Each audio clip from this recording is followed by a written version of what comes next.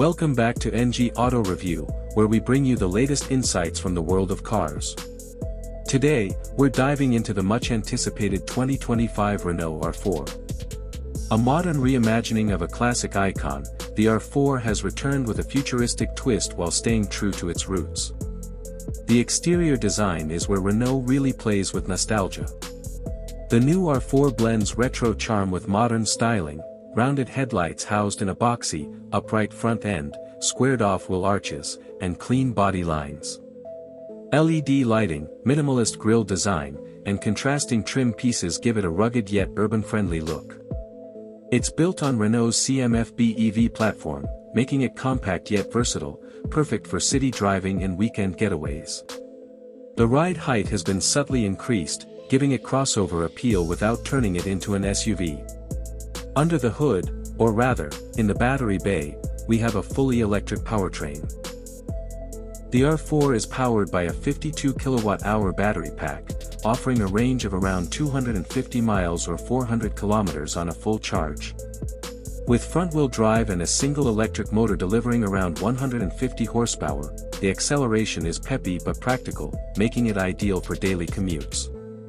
Renault has tuned the suspension for comfort over performance, but thanks to the lightweight design, it handles city corners with ease. Fast charging is supported, with an 80% top-up taking just under 30 minutes. Inside, the 2025 R4 is a pleasant surprise. Renault kept things simple but modern.